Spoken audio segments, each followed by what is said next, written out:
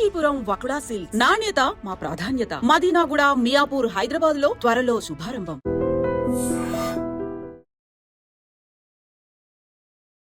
Hi, hello, నమస్తే, welcome back to iDream media. ఈరోజు మనతో ఉన్నారు సర్టిఫైడ్ ఫైనాన్షియల్ ప్లానర్ అయిన మాధవిరెడ్డి గారు. సో మ్యామ్తో మాట్లాడదాం. Hi ma'am. హలో అండి. Ma'am, we are observing the market and last few మంత్స్గా ఎలా ఉంది అనేది, అండ్ ముఖ్యంగా ఈ ఫాల్లో హెవీగా డిస్పర్స్ అయిన ఫండ్స్ ఏమేమి ఉన్నాయి, ఎఫెక్ట్ అయిన ఫండ్స్ ఏమి ఉన్నాయి నెగిటివ్గా? డెఫినెట్లీ అంటే ప్రతి ఫాల్ ఆ సిచ్యువేషన్ డిఫరెంట్గా ఉంటుంది.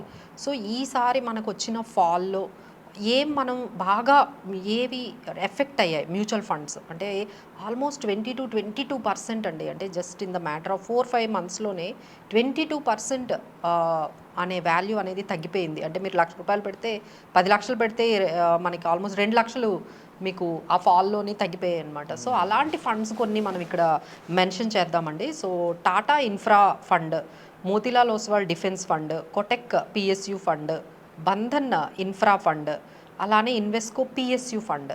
సో ఇవే నేను ప్రత్యేకంగా ఎందుకు చెప్తున్నానంటే ఇవి ఎక్కువగా ఫాలో అయ్యాయి. అండ్ మిగతా ఫండ్స్తో చూసుకుంటే, మిగతా మ్యూచువల్ ఫండ్స్తో చూసుకుంటే ఇవి ఎక్కువగా ఫాలో అయ్యాయి. ఇవి ఎందుకు ఫాలో అయ్యాయి అనేది మనం చూసుకున్నట్లయితే ఇవన్నీ సెక్టార్ ఫండ్స్ అండి. అంటే ఏవైతే ఈ ఇన్ఫ్రా, డిఫెన్స్, పిఎస్యు ఇవన్నీ ఉన్నాయో అంటే ఈ ఫండ్స్లో పెట్టిన అమౌంట్ అంతా కూడా ఆ పర్టికులర్ సెక్టార్లోనే పెడతారు. డైవర్సిఫికేషన్ అనేది ఉండదు.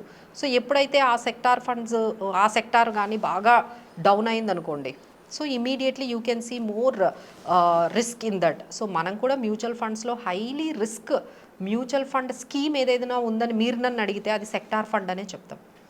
So there are many types of mutual funds ఉంటాయి. అంటే ఈక్విటీలోనే large cap, mid cap, sector funds, diversified funds, తర్వాత ఇలా మనకి ఈటీఎఫ్స్, ఇలా రకరకాలు ఉంటాయి. యాక్టివ్ ఫండ్స్, పాసివ్ ఫండ్స్ అనేది ఇంకా జనాలకు అంత క్లారిటీ లేదు. అండ్ ఇన్వెస్ట్మెంట్ ఎలా ఉంటుంది, రెండింటి మధ్య డిఫరెన్స్ చెప్తారు. సో చాలా మందికి యాక్టివ్ ఫండ్స్ అంటే ఏంటి, పాసివ్ ఫండ్స్ అంటే ఏంటి అనేది ఎందుకు ఇప్పుడు తెలుసుకోవాల్సి వచ్చిందంటే ఈసారి పాసివ్ ఫండ్స్ కన్నా అంటే యాక్టివ్ ఫండ్స్ కొంచెం మంచిగా పెర్ఫార్మెన్స్ చేశాయండి. సో ప్యాసివ్ ఫండ్స్ అంటే ఏంటంటే ఒక ఇండెక్స్ని బై చేయడం, అది స్మాల్ క్యాప్ ఇండెక్స్ కానీ లేకపోతే నిఫ్టీ ఇండెక్స్ కానీ, ఇట్లా మనము ఇండెక్స్నే బై చేసుకుంటే దాన్ని మనము ప్యాసివ్ ఫండ్స్ అంటాం. ఈటీఎఫ్స్, ఇండెక్స్ అంటే ఏంటంటే ఇందులో ఫండ్ మేనేజర్ చేసేది ఏమి ఉండదు. He need not to make any kind of decisions. ఆయన బయాసిస్ ఏదైతే ఇండెక్స్లో ఉందో ఆ ఇండెక్స్ని బై చేస్తారు. దీంట్లో అడ్వాంటేజ్ ఏంటంటే మనకి ఎక్స్పెన్స్ రేషియో తక్కువ ఉంటుంది, ఫండ్ మేనేజర్ బయాసిస్ తక్కువ ఉంటుంది. ఇంకా ఆయన సెలెక్షన్ అనేది ఏమి ఉండదు, ఇండెక్స్ని బై చేసేస్తున్నారు కదా కంప్లీట్గా. ఆ ఇండెక్స్లో ఐటీ, ఎఫ్ఎంసీజీ అంటే తర్వాత ఆ ఇండెక్స్లో ఏవి అయితే స్టాక్స్ ఉన్నాయో ఆ స్టాక్స్లోనే మీరు బై చేస్తూ ఉన్నారు. దీన్ని మనం ప్యాసివ్ ఫండ్ అంటాం. యాక్టివ్ ఫండ్ అంటే fund manager will select.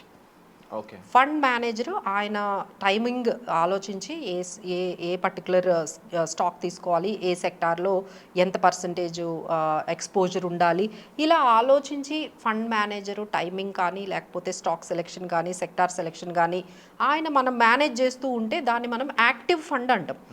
So ఈ పర్టికులర్ కార్నేజ్ ఏదైతే మనకి 4-5 మంత్స్లో ఏదైతే మనకి క్రాష్ ఏదైతే మనకు మార్కెట్లో కనిపించిందో దీంట్లో ఏంటంటే యాక్టివ్ ఫండ్స్ అన్ని బెటర్గా ఉన్నాయండి when compare to the passive funds కన్నా ఇవే కొంచెం బెటర్గా ఉన్నాయి. సో చాలామంది ఏంటంటే మనం అంటే చాలామంది క్లయింట్స్ మా దగ్గరకు వచ్చిన వాళ్ళ దగ్గర కూడా మేము చెక్ చేస్తే అన్ని either ETFs and index funds లేకపోతే సెక్టార్ ఫండ్స్ ఎక్కువగా ఉన్నాయండి. సో వాళ్ళకే ఎక్కువగా లాస్ అనేది మనకి కనిపించింది. So what we suggest is have some mixed.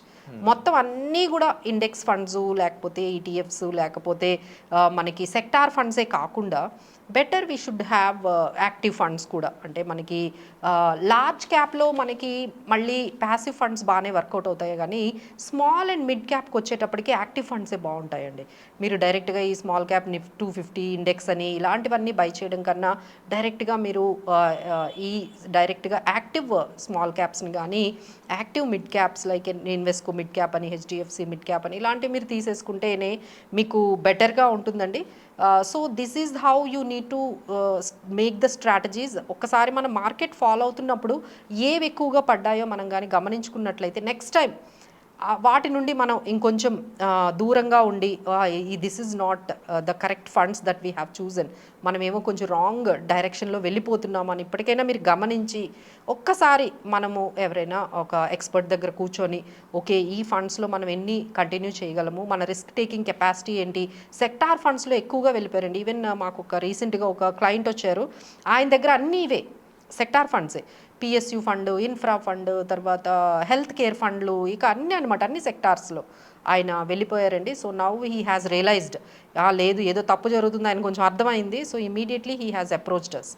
ఆడియన్స్కి ఏం చెప్తారు జనాలు, లేకపోతే మనం వ్యూయర్స్ రకరకాల అడ్రస్ చేసావు, మోస్ట్లీ 2 థింగ్స్ దగ్గర పడిపోతుంటారు. తక్కువలో వస్తుంది బట్ మార్కెట్ లో మెయిన్ పాయింట్ మీకు ప్రొఫెషనల్ తెలిసిందే, తక్కువలో కొంటే తక్కువగా వస్తుంది ప్రాఫిట్ అనేది, దాన్ని నువ్వు హెవీ ప్రాఫిట్ ఆలోచించలేవు. ఒక పాయింట్, దీన్ని ఎలాబరేట్ చేయండి కొంచెం. At the same time passive funds అనేవి ఎటువంటి ప్రొసీజర్ లేకుండా మార్కెట్ ఏ విధంగా ఉంటే వస్తుంది అన్నప్పుడు, హైయెస్ట్ ఫాల్ అయినప్పుడు రిజల్ట్ కూడా ఆ విధంగా ఉంటుంది. ఏం చెప్తారు? దట్స్ వాట్ అండి. అంటే ప్రతి దానికి ఏంటంటే ఒకటే థీమ్ మీద వెళ్ళిపోకూడదు.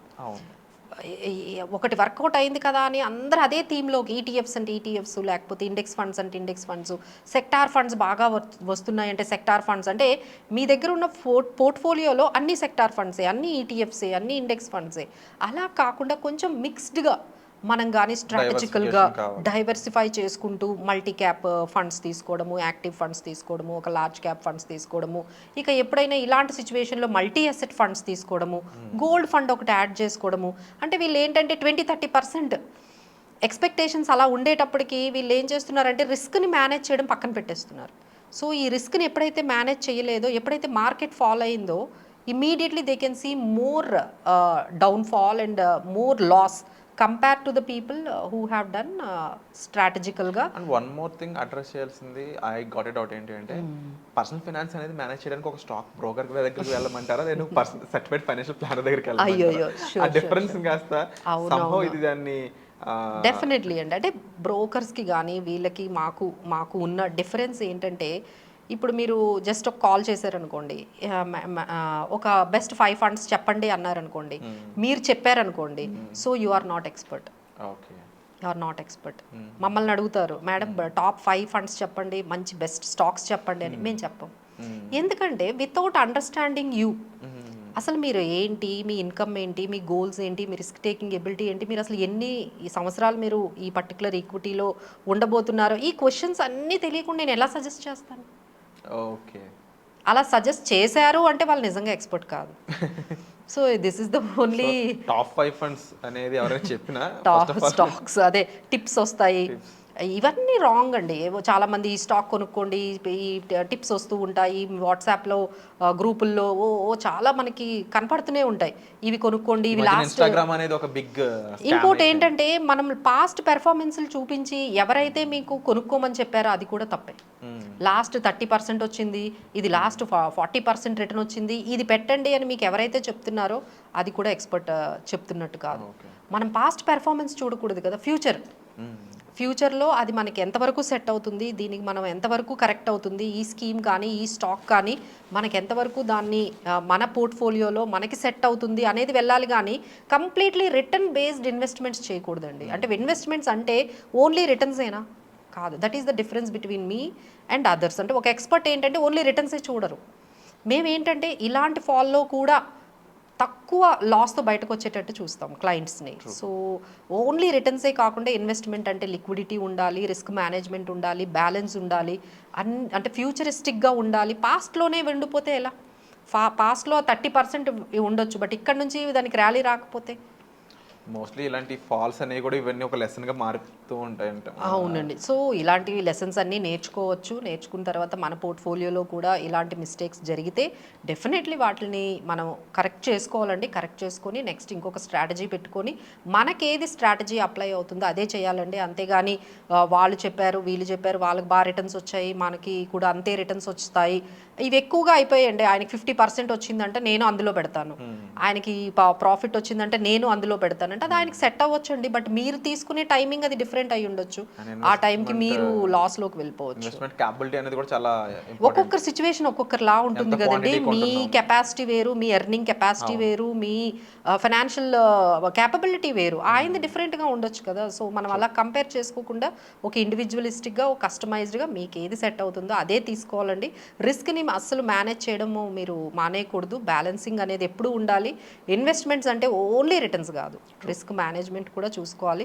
ఎవరైతే రిటర్న్స్ గురించి కాకుండా రిస్క్ గురించి మాట్లాడతారంటే వాళ్ళ ఎక్స్పర్ట్స్ అని చెప్పుకోవాలి. Wonderful ma'am. సో ముఖ్యంగా ఇక్కడ అడ్రస్ చేసిన పాయింట్స్ చూసుకున్నట్లయితే మీరు మీ పర్సనల్ ఫైనాన్స్ని, ఇన్వెస్ట్మెంట్స్ని, అలాగే రిస్క్ మేనేజ్మెంట్ని, ఎమర్జెన్సీ ఫండ్స్ అని ఇలా పర్సనల్ ఫైనాన్స్లో కొన్ని ప్రాపర్ పాయింట్స్ అనేవి ఉంటాయండి. అవి మేనేజ్ చేసినట్లయితే మీరు ఒక హ్యాపీ లైఫ్ అనేది ఫైనాన్షియల్గా బిల్డ్ చేసుకోవచ్చు. దీనికి జస్ట్ ఒక టాప్ 5 ఫండ్స్ అని చెప్పేసి ఒక ఇన్వెస్ట్మెంట్ చేయడానికి చాలా డిఫరెన్స్ ఉంటుంది. There should be a planning and at the same time సింపుల్గా వచ్చేది ఏది కూడా లాంగ్ టైం అనేది ఉండదు. సో దీన్ని అర్థం చేసుకుని for personal finance consult a certified financial planner. So దానికి సంబంధించి మీకు మ్యామ్ ఇప్పుడు హెల్ప్ఫుల్గా ఉంటారు కాబట్టి డిస్ప్లే అవుతున్న నెంబర్స్ కాల్ చేసి మీరు మ్యామ్ సంప్రదించవచ్చు. అలాగే వచ్చే ఎపిసోడ్లో మళ్ళీ కలుద్దామండి. Thank you so much.